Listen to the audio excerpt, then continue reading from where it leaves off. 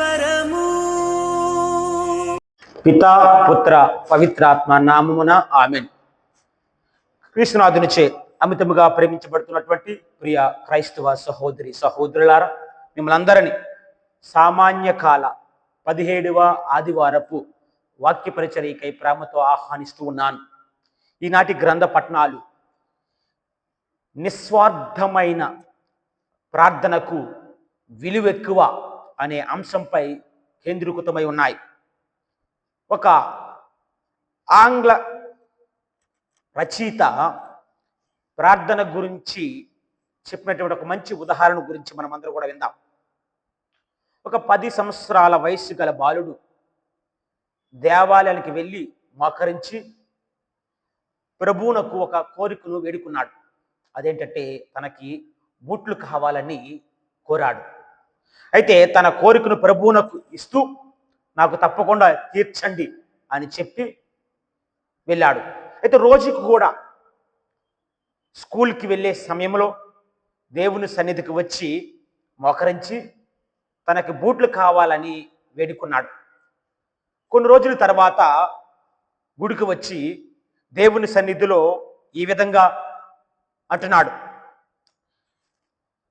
నేను చాలా ఏమీ అడగలే, నాకు బూట్లు కావాలని నిన్ను అడిగాను. అయితే నాకు ఇప్పుడు అర్థమైంది నువ్వు అన్నీ ఇచ్చే తండ్రివి కాదని.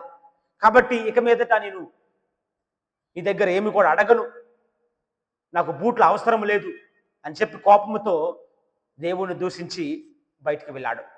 ఈ సందర్భంలో ఆ దేవాలయపు మెట్టుల దగ్గర నుంచి ఒక అంగవైకల్యం కలవాడు, ఒక కాలు మాత్రమే ఉన్నటువంటి బాలుడు దేవుని సన్నిధికి వస్తున్నాడు మెట్లు ఎక్కుతూ.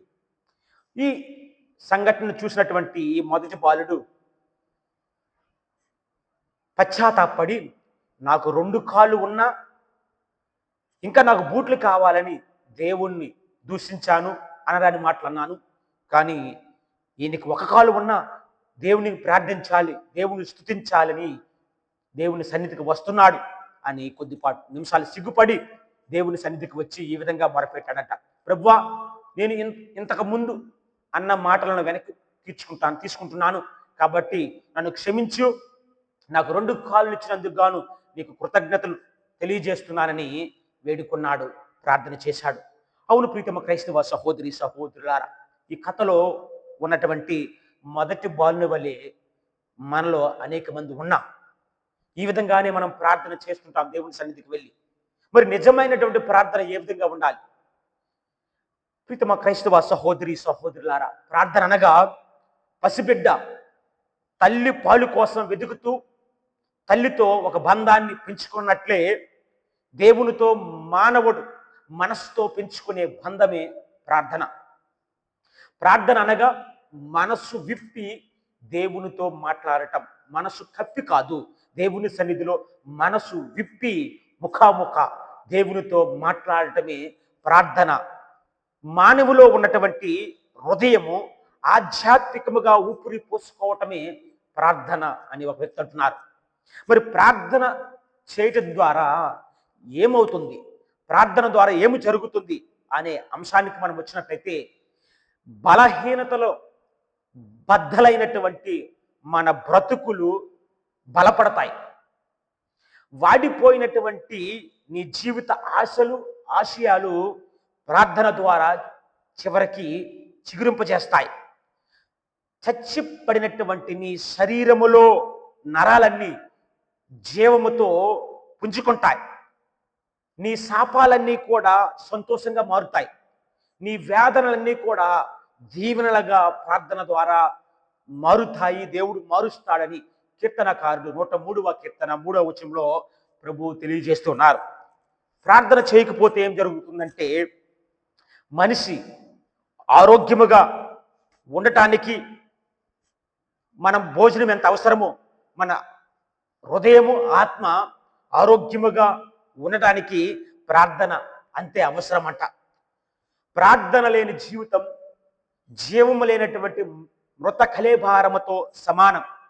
మనిషి ఆరోగ్యంగా జీవించాలంటే గాలిలో O2 ఆక్సిజన్ అనేది ఉండాలి.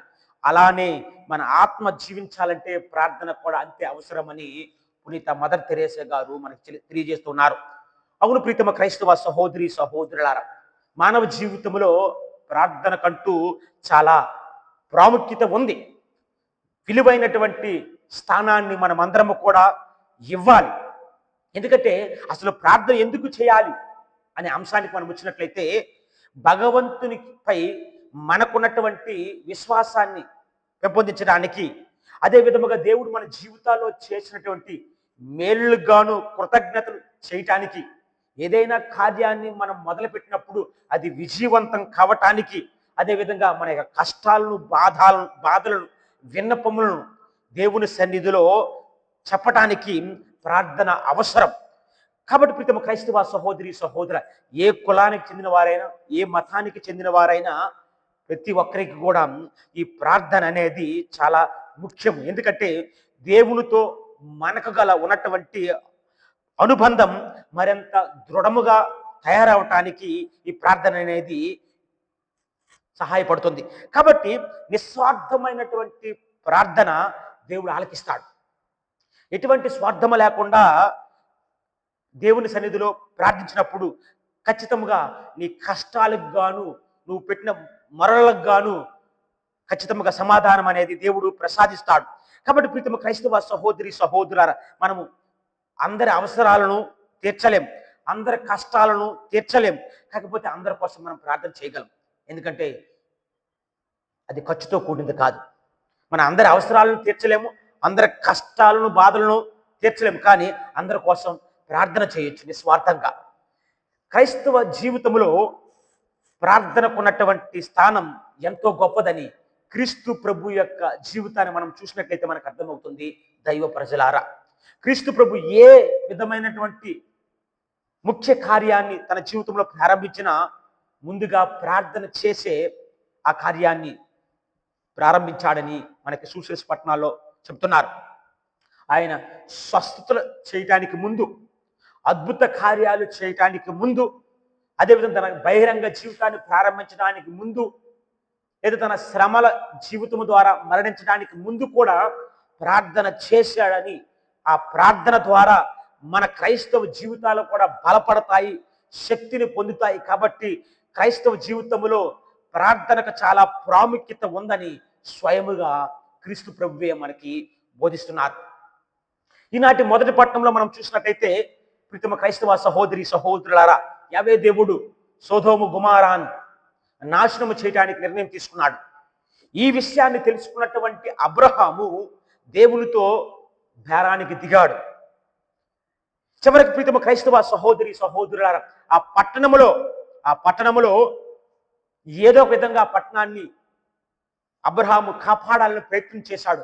ఒకవేళ 50 మంది, 40 మంది, 30 మంది, 20 మంది, ఇదంతా కాదు, చివరికి 10 మంది ఉన్న ఆ పట్టణాలని నాశనము చేయనని ప్రభు అబ్రహామునకు మాటిచ్చాడు. అయితే ప్రీతమ క్రైస్తవ సహోదరి సహోదరులారా, ఈ మొదటి పట్టణం యొక్క ముఖ్య ఉద్దేశం ఏంటంటే, ఇతరుల మంచి కొరకు లేదా ఇతరుల మంచి కోరి ప్రార్థించవలసిన ఆవశ్యకత, ప్రార్థన యొక్క శక్తి, ఇతరుల మంచి కోసం ప్రార్థించటం, అదేవిధంగా ప్రార్థన యొక్క శక్తి, అదేవిధంగా దేవుడు నిర్మలమైనటువంటి హృదయముతోనూ, అదేవిధముగా నిజాయితీగా ప్రార్థించే వారి యొక్క ప్రార్థనను తప్పకుండా ఆలకించి నెరవేరుస్తాడని మనకి ఈనాటి పట్టణము ద్వారా తెలియజేస్తున్నారు. కాబట్టి ప్రీతమ క్రైస్తవ సహోదరి సహోదరులారా, అబ్రహాము వలె నిస్వార్థముగా ప్రార్థన చేయగలగాలి. అబ్రహాము వలె నిస్వార్థముగా ప్రార్థన చేయాలని మనం నేర్చుకోవాలి.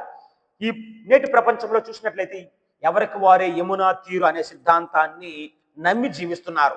ఎందుకంటే ఎవరి లాభం కోసం వారు చూసుకుంటున్నారు, ఎవరి స్వార్థం కోసం వారు ప్రోకులాట చెందుతున్నారు, స్వలాభం కోసం ఎతుకులాట చెందుతున్నారు. మరి ఇలాంటి సందర్భాల్లో ప్రీతమ క్రైస్తవ సహోదరి సహోదరులారా, ఈ ప్రార్థనని మాటను మర్చిపోతున్నారు, దేవుని సన్నిధిలో రావటం అనేది మర్చిపోతున్నారు, దేవునితో మాట్లాడటం అనేది మర్చిపోతున్నారు. కాబట్టి ప్రీతమ క్రైస్తవ సహోదరి సహోదరులారా, ఇలాంటి వారందరికీ కూడా ఈనాటి సువిశేష పట్టణం ద్వారా మొదటి భాగంలో మనం ఏ విధముగా ప్రార్థించాలి, ఏ విధముగా దేవుని సన్నిధికి రావాలి, ఏ విధముగా దేవునితో సఖ్యత సంబంధాన్ని ఏర్పరచుకోవాలని మొదటి భాగంలో దేవుని సన్నిధిలో ఏ విధంగా ప్రార్థించాలని క్రీస్తు ప్రభు తెలియజేస్తూ, రెండో భాగంలో ఆ నిజమైనటువంటి ప్రార్థన ద్వారా కలిగే ఫలాలను గురించి మనకి బోధించడం మనం చూస్తున్నాం. అవును ప్రీతమ క్రైస్తవ సహోదరి సహోదరులారా, ఈనాటి సువిశేష పట్టణంలో క్రీస్తు ప్రభు ఏకాంతముగా ప్రార్థన చేస్తున్న సమయంలో తన శిష్యులు వచ్చి వారు ఏ విధంగా ప్రార్థించాలో మాకు నేర్పించండి అని అడిగారు. ఎందుకంటే ఆ రోజుల్లో ఒక నిర్దిష్టమైనటువంటి ప్రార్థన అంటూ ఏమీ లేదు. అందరికీ ఆమోదయోగ్యమైన ప్రార్థన ఏది లేదు. There is no common prayer for everybody. అందుకని ఒక్కొక్క మత గురువు ఒక్కొక్క విధముగా ఆ ప్రార్థన విధానాన్ని తన శిష్యులకు బోధించేవారు. అందుకని క్రీస్తు ప్రభు యొక్క శిష్యులు కూడా తన చెంతకు వచ్చి మాకు ప్రార్థన ఏ విధంగా చేయాలో నేర్పించండి అని అడిగారు. మరి ప్రార్థన ఏ విధంగా చేయాలి క్రీస్తు ప్రభు వారికి బోధించారు. మత్తయి శుభవార్త 6వ అధ్యాయం 9వ వచనం చూసినట్లయితే ప్రార్థన ఏ విధంగా చేయాలని తెలియజేస్తూ, పరలోక ప్రార్థన ద్వారా తండ్రి దేవుని ఏ విధముగా మనం విన్నపించాలి, తండ్రి దేవునకు ఏ విధంగా మనం మొరపెట్టాలో మనకు తెలియజేస్తూ, ఇందులో మొదటి వాక్యం దేవుని స్తుతించి గణపరచాలని, దేవుని రాజ్యం ఈ లోకములో ఏర్పడే విధముగా, దేవుని రాజ్యం ఈ లోకములో స్థాపించే విధముగా క్రీస్తు ప్రభు అందులో ఉన్నటువంటి ఆకాంక్షను వ్యక్తపరిచారు. అవును ప్రీతమ క్రైస్తవ సహోదరి సహోదరులారా, క్రీస్తు ప్రభు ఈ లోకానికి రావటానికి, లేదా దేవుడు తన కుమారుని ఈ లోకానికి పంపించటం ఎందుకు పంపించారంటే, ఈ లోకంలో దైవ రాజ్యాన్ని స్థాపించడానికే క్రీస్తు ప్రభు నరరూపిగా మన మధ్యలోకి వచ్చారు. అయితే ప్రీతమ క్రైస్తవ సహోదరి సహోదరులారా, ఈ రాజ్యములో ఎవరైతే ప్రవేశిస్తారో వారందరూ కూడా రక్షణ పొందుతారు. ఎక్కడైతే ఇతరులు ప్రేమించి జీవిస్తారో, ఎక్కడైతే ప్రేమ ఆప్యాయత అనురాగానికి స్థానం ఉంటుందో, ఎక్కడైతే సువార్తను బోధించగలుగుతారో, ఎక్కడైతే క్రీస్తును చాటగలుగుతారో, ఎక్కడైతే దేవుని యొక్క సిద్ధాంతాన్ని, దేవుని యొక్క చిత్తమును నెరవేర్చగలుగుతారో అక్కడే దైవరాజ్యం ఉందని మనం చెప్పవచ్చు. మళ్ళీ లోకాసు వార్తలు చూసినట్లయితే క్రీస్తు ప్రభు ఈ లోకానికి ఎందుకు వచ్చారో అనే అంశాన్ని మొట్టమొదటిగా తెలియజేస్తున్నారు. లోకాసు వార్త 4వ అధ్యాయం పవిత్ర వచనంలో 18 నుంచి 19 వరకు చూసినట్లయితే, ప్రభు ఆత్మ నాపై ఉన్నది, పేదలకు సువార్తను బోధించుటకై ఆయన నన్ను అభిషేకించెను, చెరసాలలో ఉన్న వారిని విడుదలను, గుడ్డివారికి చూపును కలుగు చేయుటకు, పీడితులకు విమోచనను కలుగు చేయుటకును, ప్రభుహితమైన సంవత్సరంలో ప్రకటించుటకు ఆయన నన్ను పంపునని తెలియజేశారు.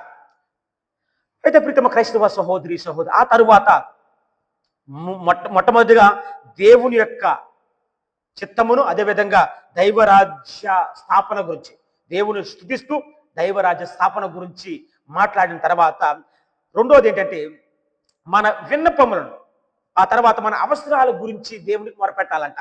మరి ఆ అవసరాలలో మొట్టమొదటిది ఏంటంటే అనుదిన ఆహారం కోసం. పాత నిబంధనలో చూసినట్లయితే యావే దేవుడు ఇశ్రాయేలు ప్రజలను ఆ ఎడారి గుండా మన్నాను ప్రసాదిస్తూ ముందుకు నడిపించాడు. మరి నూతన నిబంధనలో క్రీస్తు ప్రభు 5 రొట్టెలు 2 చేపల ద్వారా 5,000 మందికి ఆహారాన్ని పంచిపెట్టాడు. అంటే క్రీస్తు ప్రభు దేవుడు మన భౌతికమైనటువంటి ఆహారాన్ని, ఆధ్యాత్మికమైనటువంటి ఆహారాన్ని ఇవ్వగలిగే శక్తి ఉన్నటువంటి వారు. కాబట్టి ప్రీతమ క్రైస్తవ సహోదరి సహోదరులారా, ఈ భౌతికమైనటువంటి ఆధ్యాత్మికమైనటువంటి ఆహారాన్ని పొందాలంటే, లేదా మన అనుదిన అవసరాలు తీర్చగలగాలంటే సోమరిపోతులకు అది లభించదు. సోమరిపోతులుగా తిని ఎటువంటి పని చేయకుండా తిరుగుతూ ఉంటే నీకు దేవుడు అవి ప్రసాదించడు. సోమరిపోతులుగా ఉంటే నీకు దేవుడు అది ఇవ్వడు. దాన్ని నీ అనుదిన జీవితంలో నెరవేర్చడానికి కావలసిన కృషి చేయాలి. దేవుని యొక్క ఆశీర్వాదం లేదా ఆ అనుదిన అవసరాలు పొందడానికి నువ్వు పని చేయాలి. ఆ కృషి ద్వారానే, ఆ పనుల ద్వారానే దేవుడు నీకు అనుదిన ఆహారమును, అది భౌతికమైన ఆహారమును, ఆధ్యాత్మికమైన ఆహారాన్ని ఇవ్వగలడు. ఇంకా రెండో అవసరత ఏంటంటే పాప క్షమాపణ. ఇది 2 విధములుగా. ఒకటేంటంటే నువ్వు చేసిన పాపాలను దేవుడు క్షమించుట, ఇతరుల పాపాలను క్షమించుట. ఇవి 2 కూడా ఒకేసారే జరగాలి. కేవలం నీ పాపాలు క్షమించబడాలంటే ముందుగా ఇతరుల పాపాలు కూడా క్షమించబడాలి, లేకపోతే అది జరగదు. ఎందుకంటే ప్రీతమ క్రైస్తవ సహోదరి సహోదరు, పశ్చాత్తాపము ద్వారానే దేవుని యొక్క రాజ్యములో ప్రవేశింపగలవు. దేవుని రాజ్యంలో నిజముగా పశ్చాత్తాపడితే ఇతరులను క్షమించకుండా ఉండలేవు. క్రీస్తు ప్రభు అంటున్నారు, మనకి అపకారము చేసిన వారిని కూడా క్షమించాలంట దేవుని యొక్క ఆజ్ఞ ప్రకారం, క్రీస్తు ప్రభు యొక్క ఆజ్ఞ ప్రకారం. కాబట్టి వారిని కూడా క్షమించినప్పుడే, ఇతరుల పాపములు కూడా మనం క్షమించినప్పుడే మన పాపాలు దేవుని చేత క్షమించబడతాయి. ఇది ఒకేసారి జరగాలని మనకి ప్రభు బోధిస్తున్నారు. ప్రీతమ క్రైస్తవ సహోదరి సహోదరి, ఇంకా చివరికి ఏంటంటే ప్రార్థనలో నిలకడ ఉండాలంట. ప్రార్థనలో నిలకడ, పేషెన్స్ అనేది ఉండాలి. నిలకడ లేకపోతే దేవుని సన్నిధిలో, దేవుని ముందర నిలబడలేవు. ఈ నిలకడ గురించి, ఈ నిజాయితీ గురించి, లేదా ఆ నిలకడ నిజాయితీ కూడా అవసరము గురించి క్రీస్తు ప్రభు ఒక మంచి ఉదాహరణను సుశేష పట్టణంలో చెప్పి ఉన్నారు. ఒకడు అర్ధరాత్రి వేళ ప్రయాణం చేస్తూ చీకటి అయ్యిందని తెలుసుకొని తన స్నేహితుడి దగ్గరికి వెళ్ళారట. ఆ స్నేహితుడు, వచ్చినటువంటి స్నేహితుడికి ఏదైనా ఆహారాన్ని పెట్టడానికి తన దగ్గర ఏమీ లేదని తలంచి తన ఇంటి పక్కన ఉన్నటువంటి పొరుగు స్నేహితుడి వద్దకు వెళ్ళి ఈ పరిస్థితిని వివరించి అడిగాడు. ఒక 3 రొట్టెల కోసం అడిగాడు. అయితే ప్రీతమ క్రైస్తవ సహోదరి సహోదరులారా, ఆ మిత్రుడు అప్పటికే తన భార్య బిడ్డలతో నిద్రిస్తున్నాడు. వారి నిద్రకు ఆటంకము, భంగము కలుగుతుందని నేను ఇవ్వలేనని చెప్పినప్పుడు, ఈ పొరుగింటి స్నేహితుడి దగ్గరికి వచ్చినటువంటి స్నేహితుడు ఎడతెగకుండా, అంటే నిలకడ కలిగి, నిజాయితీ కలిగి అడిగినప్పుడు, పట్టుదలతో అడిగినప్పుడు, అర్థించినప్పుడు చివరికి ఆ పొరుగువాడు లేచి తన యొక్క అవసరాన్ని తీర్చాడని ప్రభు మనకి సెలవిస్తున్నారు. అయితే ఈ ఉపమానం ద్వారా క్రీస్తు ప్రభు మనకేం బోధిస్తున్నారంటే, అడుగుడు మీకు ఇవ్వబడును, వెతుకుడు మీకు దొరుకును, తట్టుడు మీకు తెరవబడును అని క్రీస్తు ప్రభు యొక్క ఆజ్ఞను మనకి తెలియజేస్తున్నారు. ఎందుకంటే దేవుని యందు నమ్మకం ఉంచి, విశ్వాసం ఉంచి అడిగితే ఖచ్చితంగా మీ అందరికీ సమృద్ధిగా లభిస్తుంది.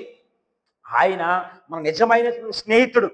ఈ లోకపు తల్లిదండ్రులు తమ పిల్లలకి ఏమి ఇవ్వాలో తెలిసినప్పుడు ఖచ్చితంగా పరలోక తండ్రి అయినటువంటి క్రీస్తు ప్రభు మనకు ఖచ్చితంగా పరలోక తండ్రి చేత మనకేమి కావాలో, ఎలాంటి పరిశుద్ధాత్మను మనకు కావాలో తెలుసుకొని నిశ్చయముగా పరిశుద్ధాత్మను అనుగ్రహిస్తాడని క్రీస్తు ప్రభువే మనకు బోధిస్తున్నారు.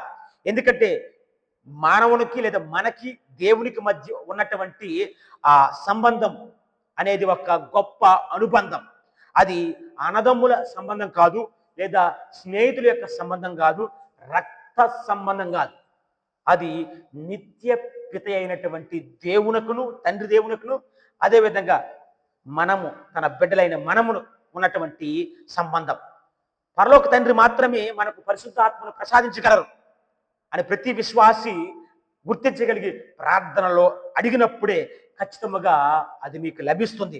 ఎందుకంటే ఆ పవిత్రాత్మ వచ్చినప్పుడు క్రీస్తు ప్రభు యొక్క ఆజ్ఞానుసారము జీవించడానికి నువ్వు శక్తిని, అనుగ్రహాన్ని పొందుతావు. ఆ పవిత్రాత్మ నిన్ను నడిపిస్తుంది. క్రీస్తు ప్రభు అంటున్నారు యోహాను సువార్త 16వ అధ్యాయంలో, మీరు సత్య స్వరూప ఆత్మ వచ్చినప్పుడు మిమ్మల్ని సంపూర్ణమైనటువంటి సత్యము వైపు నడిపిస్తుంది. కాబట్టి ప్రీతమ క్రైస్తవ సహోదరి సహోదరులారా, ఏది పడితే మనకి ఏది తోస్తే అది అడగకో, దేవుని పవిత్రాత్మ ప్రేరణ ద్వారా దేవుని అడగాలి. మన ప్రార్థనలో ఖచ్చితంగా దేవుడు మనకి ఇస్తాడు. నిస్వార్థమైన ప్రార్థన ఖచ్చితంగా దేవుడు ఆలకిస్తాడు, అంగీకరిస్తాడు, అనుగ్రహిస్తాడని మనము గుర్తించాలి. అంటే క్రీస్తు ప్రభు మన కోసం ఏ విధంగానైతే ప్రార్థిస్తున్నారో మనము కూడా ఇతరుల కోసం ప్రార్థన చేయాలి. కాబట్టి ప్రీతమ క్రైస్తవ సహోదరి సహోదరు, నిస్వార్థమైనటువంటి ప్రార్థన చేసినప్పుడు ఖచ్చితంగా దేవుడు తన యొక్క ఆశీర్వాదములను దండిగా మెండిగా మనందరి మీద కురిపిస్తారు. కాబట్టి ఈ నిస్వార్థమైనటువంటి ప్రార్థన చేయడానికి కావలసిన శక్తిని, యుక్తిని ప్రసాదించమని ఈ దివ్య పూజా బలిలో ప్రార్థించుదాం.